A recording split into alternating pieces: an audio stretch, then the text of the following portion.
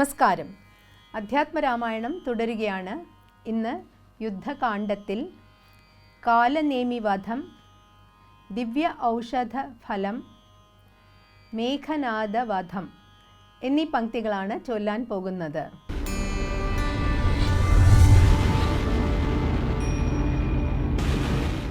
മായാവിയാം കാലനേമി തന്നന്തികേ തൽക്ഷണേ മുഷ്ടിയും ബദ്ധ്വാ ദൃഢതരം രക്ഷപ്രവരോത്തമാംഗേ കപിവരൻ ഒന്നടിച്ചാനതു കൊണ്ടവനും തഥാ ചെന്നു പൊക്കിടിനാൻ ധർമ്മരാജാലയം. ക്ഷീരാർണവത്തെയും ദ്രോണാചലത്തെയും മാരുതി കണ്ടു വണങ്ങി നോക്കും വിധൗ ഔഷധമൊന്നുമേ കണ്ടതുമില്ലല്ലോ. കാണാഞ്ഞു കോപിച്ചു പർവ്വതത്തെ പരിച്ചേണാംഗബിംബം കണക്കെ പിടിച്ചവൻ കൊണ്ടുവന്നൻപോടു രാഘവൻ മുമ്പിൽ വച്ചിണ്ടൽ തീർത്തിടിനാൻ വമ്പടയ്ക്കുന്നേരം. ഔഷധത്തിൻ കാറ്റു തട്ടിയ നേരത്ത് ദോഷമകന്നെഴുന്നേറ്റിതെല്ലാവരും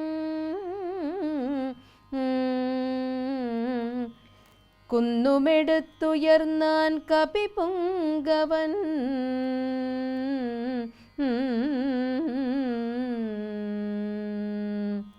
മാരുതി ചുട്ടതിലേറെ നന്നായി ചമച്ചോരു ലങ്കാപുരം ഭൂതിയായി വന്നിതു. രാത്രിഞ്ചര സ്ത്രീകൾ വെന്തലറിപ്പാഞ്ഞു മാർത്തി മുഴുത്തു തെരുതെരച്ചാകയും മാർത്താണ്ഡഗോത്രജനാഖിയ രാഘവൻ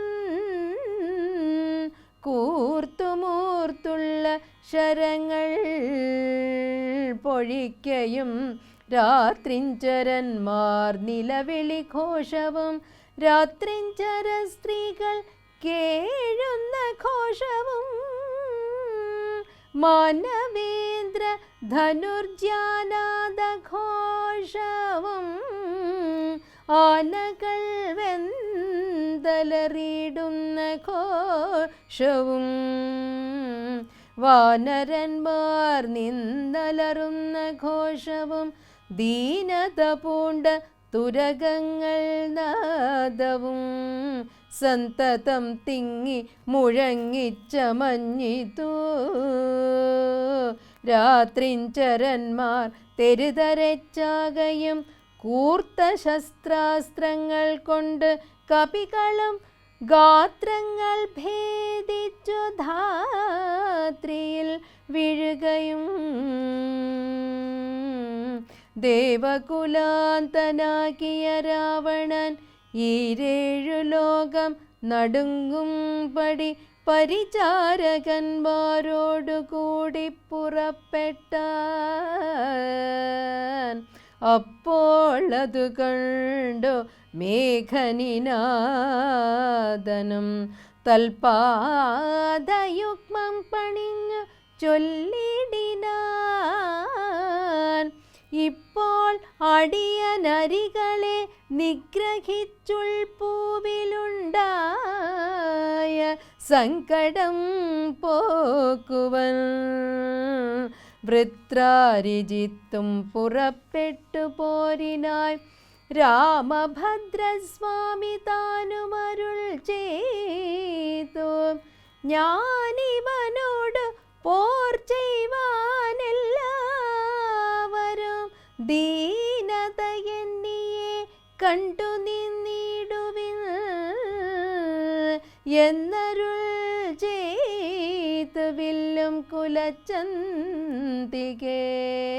സന്നദ്ധനായതു കണ്ടൊരു രാവണി തൽക്ഷണേ ചിന്തിച്ചു കൽപ്പിച്ചു ലങ്കയിൽ പൊക്കു മായാസീതയെ തേരിൽ വച്ചുടൻ വാനരവീരരെല്ലാവരും കാണവേ ജാനകീ ദേവിയെ വെട്ടിനാൻ നിർദ്ദയം. അയ്യോ വിഭോ രാമ രാമേതി വാവിട്ടു മയ്യൽ മിഴിയാൽ മുറവിളിച്ചിടിനാൾ. ചോരയും പാരിൽ പരന്നിതതു കണ്ടു മാരുതി ജാനകിയെന്നു തേറിയിടിനാൻ. ചെന്നു തൊഴുതുണർത്തിച്ചിതു മൈഥിലി തന്നെ നാശവൃത്താന്തമെപ്പേരുമേ. ഭൂമിയിൽ വീണു മോഹിച്ചു രഘുത്തമൻ സൗമിത്രി താനും അന്നേരം തിരുമുടി ചെന്നു മടിയിലെടുത്തു ചേർത്തിടിനാൻ. ചിന്തിച്ചവിടേക്ക് വന്നു വിഭീഷണൻ ചോദിച്ച നേരം കുമാരൻ പറഞ്ഞിതു. ലോകേശ്വരിയായ ദേവിയെ കൊല്ലുവാൻ മായാ നിപുണനാം മേഘനിനാഥനിക്കാര്യം അനുഷ്ഠിച്ചതെന്തിനെന്നാശു കേൾ. മർക്കടന്മാർ ചെന്നുപദ്രവിച്ചിടാതെ തക്കത്തിലാശു നികുംഭലയിൽ ചെന്നു പുക്കുടൻ തന്നെ ഹോമം കഴിപ്പതിനായി കൊണ്ടു കണ്ടോരുപായം അത്യത്ഭുതം. ചെന്നിനി ഹോമം മുടക്കേണമല്ലായിലെന്നും അവനെ വധിക്കരുതാർക്കുമേ. രാഘവ സ്വാമീൻ ജയ ജയ മാനസവ്യാകുലം തീർന്നെഴുന്നേൽക്ക ദയാനിധേ. ചൊന്നതു കേട്ടൾ അലവാലസ്യവും തീർന്നു മന്നവൻ പോവാൻ അനുജ്ഞ നൽകിയിടിനാൻ. ലക്ഷ്മണനോട് മഹാകപിസേനയും മുന്നിൽ നടന്നു വിഭീഷണൻ താനുമായി ചെന്നു നികുംഭില പൊക്കും നിറഞ്ഞിതു നക്തൻ ചരവരന്മാരെ ചുഴലവേ. നിർത്തി ഹോമം തുടങ്ങിയിടിനാൻ രാവണീ.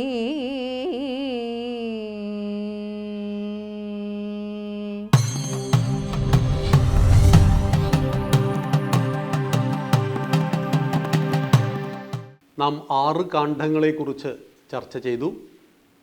ബാലകാണ്ഡം, അയോധ്യാകാണ്ഡം, ആരണ്യകാണ്ഡം, കിഷ്കിന്ധാകാണ്ഡം, സുന്ദരകാണ്ഡം. രാവണാദികളുടെ നിഗ്രഹം കഴിഞ്ഞ യുദ്ധകാണ്ഡത്തിനൊടുവിൽ സീതാദേവിയെ കണ്ടെത്തി വീണ്ടെടുത്ത് അഗ്നിപരീക്ഷ നടത്തി ഇനി അയോധ്യയിലേക്ക് തിരിച്ചു പോകണം. അയോധ്യ രാമനെ കാത്തു കിടക്കുകയാണ്. 14 വർഷം പൂർത്തിയാകുന്നതിൻ്റെ പ്രഭാതത്തിൽ എൻ്റെ ജ്യേഷ്ഠൻ അയോധ്യയിലില്ലെങ്കിൽ ഞാൻ അഗ്നിപ്രവേശം ചെയ്യുമെന്ന് പറഞ്ഞ ഭരതൻ്റെ അവസ്ഥ എന്താണ്? 14 കൊല്ലം മുമ്പ് പറഞ്ഞതാണ്. മാറ്റമുണ്ടോ? അധികാരം ഭരതനെ ഭ്രമിപ്പിച്ചിട്ടുണ്ടോ?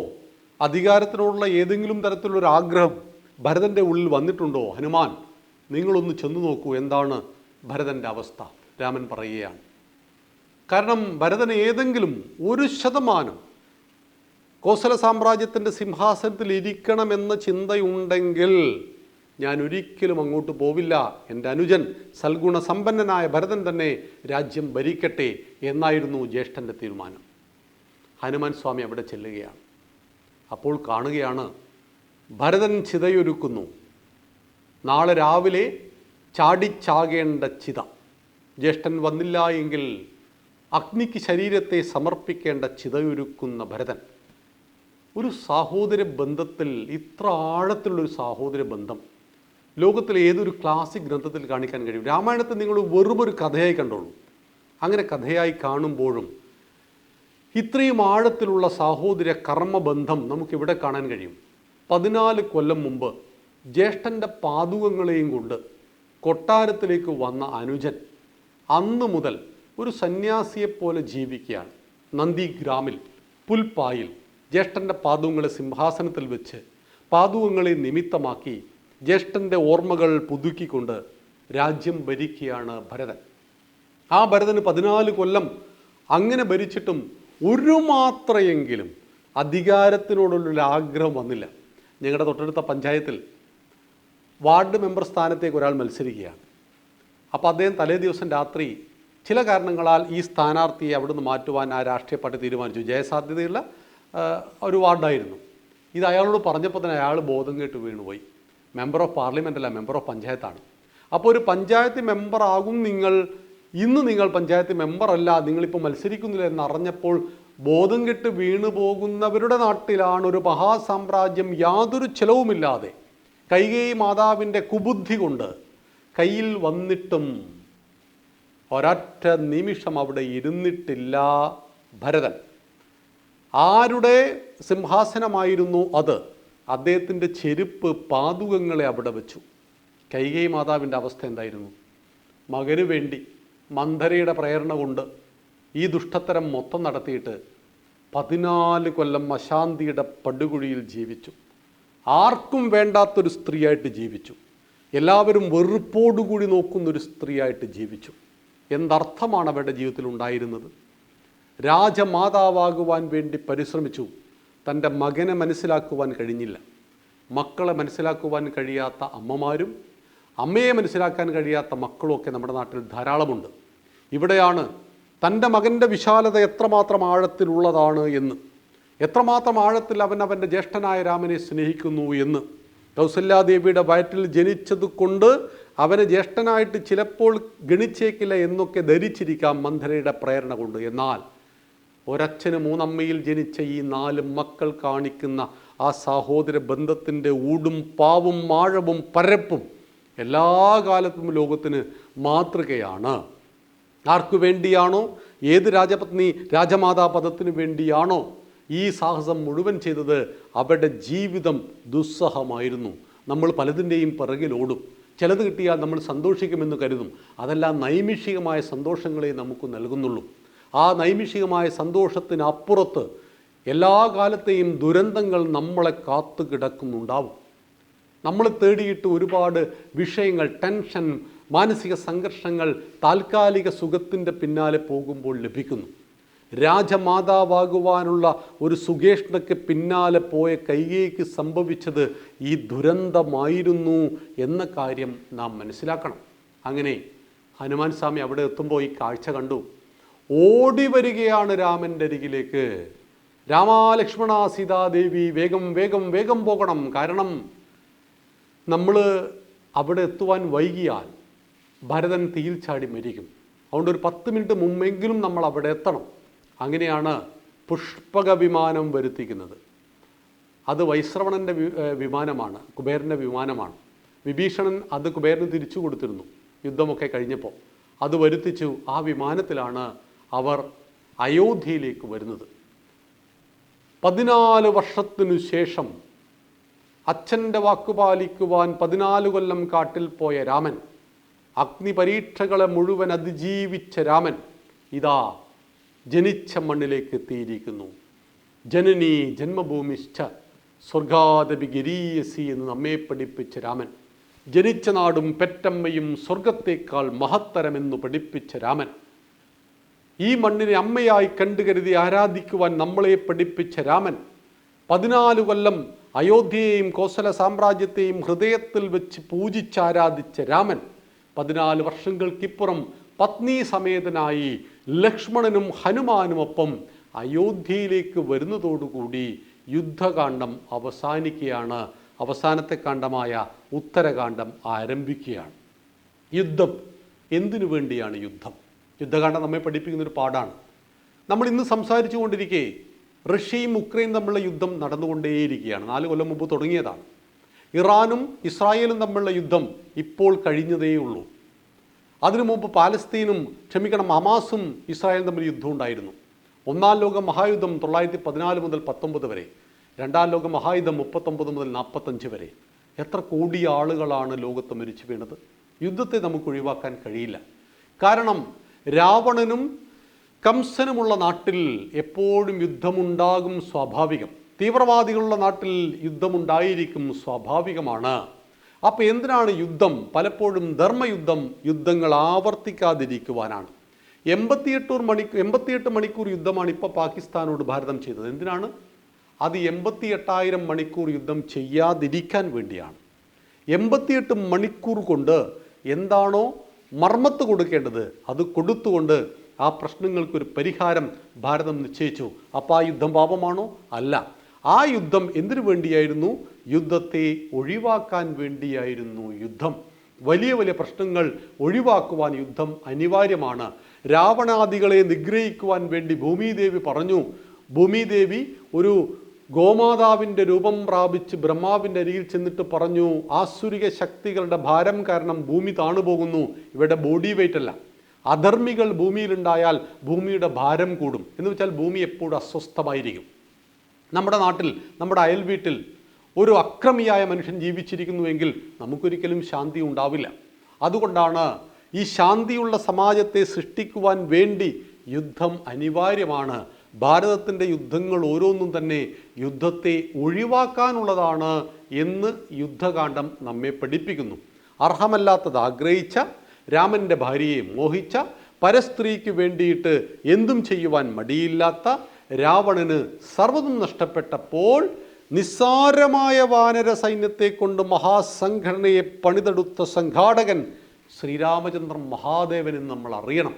ഒട്ടും അനുസരണ ശേഷിയില്ലാത്ത കുരങ്ങന്മാരെ, വാനരന്മാരെ ഉപയോഗിച്ചുകൊണ്ട് ഒരു മഹാസൈന്യത്തെ രൂപീകരിച്ച് കടലിന് പാലം കെട്ടി അങ്ങോട്ട് ചെന്ന് അതിശക്തനായ മേഘനാഥനും കുംഭകർണനും അടക്കമുള്ള അക്ഷയകുമാരൻ അടക്കമുള്ള എല്ലാവരെയും കൊന്നിട്ട് സീതാദേവിയെ വീണ്ടെടുക്കുവാൻ കഴിയുന്ന രീതിയിലേക്ക് ഈ യുദ്ധത്തെ മാറ്റുവാൻ കഴിഞ്ഞു ശ്രീരാമചന്ദ്രനെങ്കിൽ യുദ്ധകാന്ഡം നമുക്ക് നൽകുന്ന ഏറ്റവും വലിയ സന്ദേശം ധർമ്മയുദ്ധം, ധർമ്മത്തെ സംരക്ഷിക്കുവാനാണ്, യുദ്ധങ്ങൾ ആവർത്തിക്കാതിരിക്കുവാനാണ് എന്ന് യുദ്ധകാന്ഡം നമ്മെ പഠിപ്പിക്കുന്നു.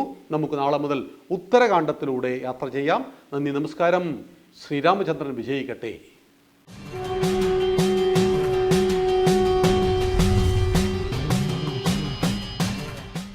നമസ്തേ. നമ്മളിന്ന് എത്തി നിൽക്കുന്നത് സമുദ്രനിരപ്പിൽ നിന്ന് 1500 അടി അധികം ഉയരത്തിൽ സ്ഥിതി ചെയ്യുന്ന ഒരു ക്ഷേത്രത്തിലാണ്. വെന്നിമല ശ്രീരാമലക്ഷ്മണസ്വാമി ക്ഷേത്രം. ഐതിഹ്യവും ചരിത്രവും സമ്പന്നമാണ് ഇവിടെ. അതിവിശാലമായ ക്ഷേത്ര സമുച്ചയവും സവിശേഷതയാണ്.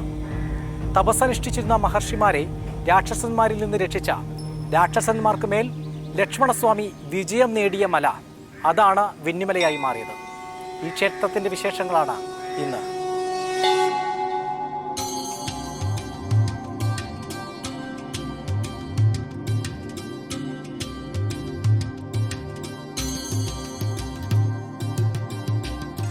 ഈ നാട് കോട്ടയം ജില്ലയിൽ പുതുപ്പള്ളിക്കടുത്ത് വെന്നിമല.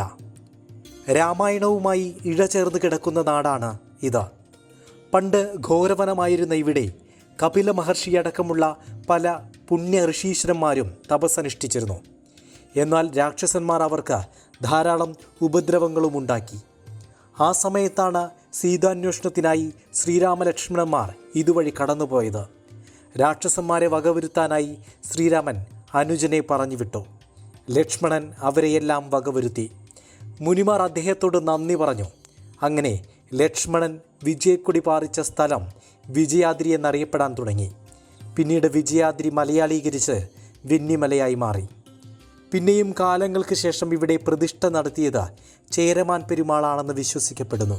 ഏതാണ്ട് 1200 പരം വർഷം പഴക്കമാണ് കണക്കാക്കപ്പെടുന്നത്. ചേരമാൻ പെരുമാൾ രാജാവ് പണികഴിപ്പിച്ച ക്ഷേത്രമാണെന്നാണ് ഐതിഹ്യം. ഈ ക്ഷേത്രത്തെ സംബന്ധിച്ച് 28 ദിവസത്തെ ഉത്സവം നടന്നിരുന്ന ഒരു മഹാക്ഷേത്രമായിരുന്നു. ഏതാണ്ട് പള്ളം 900 പറ, മുട്ടം 3000 പറ എന്നിങ്ങനെ ഒരുപാട് ഭൂസ്വത്തുക്കൾ ഉണ്ടായിരുന്ന സ്ഥലമായിരുന്നു. പിന്നെ വെന്നിമലയെ സംബന്ധിച്ചിടത്തോളം തെക്കുംകൂർ രാജവംശത്തിൻ്റെ ആസ്ഥാനമായിരുന്നു. ചതുർബാഹുവായ മഹാവിഷ്ണുവിൻ്റെ ശിലാവിഗ്രഹത്തിൽ ശ്രീരാമനും ലക്ഷ്മണനും ഒന്നിച്ച് സാന്നിധ്യമരുളുന്ന അപൂർവ ക്ഷേത്രമാണ് ഇവിടം. പടിഞ്ഞാറോട്ട് ദർശനമായ വിഗ്രഹത്തിൽ ഇരുദേവന്മാരും കുടികൊള്ളുന്നു. 4 കൈകളിൽ ശംഖചക്ര ഗദാപത്മങ്ങൾ കാണാം. ആടയാഭരണങ്ങളും ചന്ദനമുഴുക്കാപ്പും വിഗ്രഹത്തിൻ്റെ ശോഭയ്ക്ക് മാറ്റുകൂട്ടുന്നു.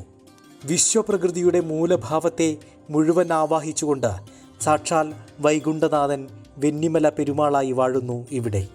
പടിഞ്ഞാറേ ഗോപുരത്തിലൂടെ അകത്തേക്ക് കടന്നാൽ ആദ്യം കാണുന്നത് വലിയ ആനക്കൊട്ടിലാണ്. സാമാന്യം വലുപ്പമുള്ള ഈ ആനക്കൊട്ടിലിൽ ഏകദേശം 6 ആനകളെ എഴുന്നള്ളിക്കാം. ഇതിനപ്പുറം 2 ചെമ്പ് കൊടിമരങ്ങൾ കാണാം. ഭഗവത് വാഹനമായ ഗരുഡനെ ശിരസിലേറ്റുന്ന സാമാന്യം ഉയരമുള്ള കൊടിമരങ്ങളാണ് രണ്ടും. ഒരു ശ്രീകോവിലിനു മുന്നിൽ ഇരട്ട കൊടിമരങ്ങൾ എന്ന അത്യപൂർവതയും വെന്നിമല ശ്രീരാമലക്ഷ്മണസ്വാമി ക്ഷേത്രത്തിന് സ്വന്തമാണ്. 1000 വർഷത്തെ പഴക്കമുള്ള ഒരു ക്ഷേത്രമാണ്. ചേരമാൻ പെരുമാളുടെ കാലത്ത് സ്ഥാപിച്ച ഒരു ക്ഷേത്രമാണ്. പടിഞ്ഞാട്ട് ദർശനമായി ഈ മലമുകളിലുള്ള അപൂർവ ക്ഷേത്രങ്ങളിലൊന്നാണ് ഈ വെന്നിമല ക്ഷേത്രം. ഇവിടെ 2 കൊടിമരമുള്ള ക്ഷേത്രങ്ങൾ വേറെ ഒന്നും തന്നെ ഇല്ല. ഒരേ നടയിൽ 2 കൊടിമരമുള്ള ക്ഷേത്രമാണ്. അത് ശ്രീരാമൻ്റെയും അപ്പം ലക്ഷ്മണൻ്റെ പ്രതിഷ്ഠയാണ്. ലക്ഷ്മണൻ്റെയും ആണ് ഇവിടുത്തെ സങ്കല്പം. ഇത് പടിഞ്ഞാറോട്ട് തിരിഞ്ഞിരിക്കുന്നു. അതേപോലെ തന്നെ വൈകിട്ട് അസ്തമയ സൂര്യൻ്റെ പ്രഭ ബിംബത്തിൽ പതിക്കുന്ന ഒരു ക്ഷേത്രം എന്നൊരു പ്രത്യേകത ഇതുണ്ട്. കൊടിമരത്തിനപ്പുറം ബലിക്കൽ പുരയാണ്. ക്ഷേത്രത്തിലെ വലിയ ബലിക്കല്ല് ഇവിടെ സ്ഥിതി ചെയ്യുന്നു. ബലിക്കൽ പുരയിൽ അതിമനോഹരമായ ദാരുശില്പങ്ങൾ കാണാം. ഇതിൻ്റെ മച്ചിൽ ബ്രഹ്മാവിൻ്റെയും അഷ്ടദിക്പാലകരുടെയും രൂപങ്ങൾ കൊത്തിവെച്ചിട്ടുണ്ട്. മച്ചിനെ താങ്ങി നിർത്തുന്നത് ഗജപീഠത്തിൽ നിൽക്കുന്ന മഹർഷിമാരാണ്. കൂടാതെ പാലാഴിമഥനം, കിരാതാർജുന യുദ്ധം, ഭൂതമാലകൾ തുടങ്ങിയവയും ഇവിടെ ദാരുശില്പങ്ങളായി ആവിഷ്കരിക്കപ്പെട്ടിട്ടുണ്ട്. ചുറ്റമ്പലത്തിനുള്ളിലെ കൂത്തമ്പലവും വലിയ മിഴാവും പ്രൗഢമായ ഒരു കലാപാരമ്പര്യത്തിൻ്റെ ഗതകാല സ്മരണകളെ ഉണർത്തുന്നു. വടക്കുന്നാഥ ക്ഷേത്രം കഴിഞ്ഞാൽ 28 ദിവസവും കൂത്തും കൂടിയാട്ടവും നടന്നിരുന്ന ഒരു കൂത്തമ്പലമാണ്. ക്ഷേത്രത്തിനകത്ത് തന്നെയാണ് കൂത്തമ്പലം. മിക്ക ക്ഷേത്രങ്ങളിലും കൂത്തമ്പലം എന്ന് പറയുന്നത് ക്ഷേത്രത്തിന് പുറത്താണ് സാധാരണ. പക്ഷേ ഇത് ക്ഷേത്രത്തിൻ്റെ നാലമ്പലത്തോട് ചേർന്നാണ് കൂത്തമ്പലം. അപ്പോൾ തന്നെ നമുക്കറിയാം കൂത്തിന് ഉണ്ടായിരുന്ന പ്രാധാന്യം ഒരു പ്രധാന ഇതാണ്. പിന്നെ ഇവിടുത്തെ ആ ഒരു മിഴാവ് എന്ന് പറയുന്നത് കേരളത്തിലെ തന്നെ ഏറ്റവും വലിയ മിഴാവാണ്. കേരളത്തിൽ മറ്റെങ്ങും കാണാൻ കഴിയാത്ത വിധത്തിലുള്ള നിർമ്മാണ രീതിയാണ് ഇവിടെ ശ്രീകോവിലിനുള്ളത്. ഘടപ്രസാദം എന്നാണ് ഈ രീതിയുടെ പേര്. മുഖമണ്ഡപത്തോടു കൂടിയ വട്ടശ്രീകോവിലിന് പറയുന്ന പേരാണിത്. കേരളത്തിൻ്റെ പരമ്പരാഗത ശില്പകലയുടെ സമ്മേളനം തന്നെ ക്ഷേത്ര നിർമ്മിതിയിൽ കാണാം. തെക്കേ വാതിൽ മാടത്തിലാണ് ഹനുമാൻ സ്വാമിയുടെ സാന്നിധ്യമുള്ളതായി കണക്കാക്കപ്പെടുന്നത്. ശ്രീരാമദാസനായ ഹനുമാൻ സ്വാമിക്ക് ഇവിടെ പ്രതിഷ്ഠയില്ലെങ്കിലും അദ്ദേഹത്തെ സങ്കല്പിച്ച് ഒരു വിളക്ക് കൊളുത്തിവെച്ചിട്ടുണ്ട്. പാൽപ്പായസം, മുല്ലമാല ചാർത്തൽ, എണ്ണയഭിഷേകം, കോദണ്ഡ സമർപ്പണം എന്നിവയാണ് ശ്രീരാമസ്വാമിക്കും ലക്ഷ്മണസ്വാമിക്കുമുള്ള പ്രധാന വഴിപാടുകൾ. ചതുർബാഹു വിഗ്രഹമാണ് മഹാവിഷ്ണുവിൻ്റെ. ലക്ഷ്മണനെയാണ് പ്രതിഷ്ഠിച്ചിരിക്കുന്നത്.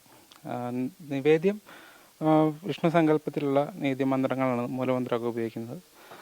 പിന്നെ രാവിലെ ഉച്ചപൂജ വഴിപാടുകൾ പാൽപ്പായസമാണ് നിവേദ്യ വിശേഷപ്പെട്ടത്. പിന്നെ ചതിശതമുണ്ട്, അറുനാഴി പായസം, അങ്ങനെ എല്ലാ നിവേദ്യങ്ങളും ഉണ്ട്. കദളിപ്പഴം നിവേദ്യമാണ് പ്രധാനമായിട്ട് നടത്താറുള്ളത്. വ്യാഴാഴ്ച ദിവസങ്ങളിലൊക്കെ ഏറെ വഴിപാടുകൾ വരാറുണ്ട്.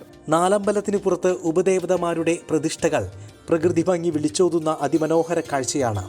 പിതൃക്കൾക്ക് ദിനവും ബലിയിടാനുള്ള അവസരവും പിതൃമണ്ഡപവും ഇവിടുത്തെ പ്രത്യേകതയാണ്.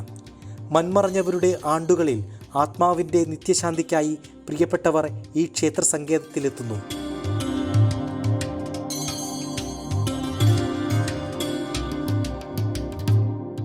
ഞങ്ങളൊരു 15 വർഷമായിട്ട് വരുന്നുണ്ട്.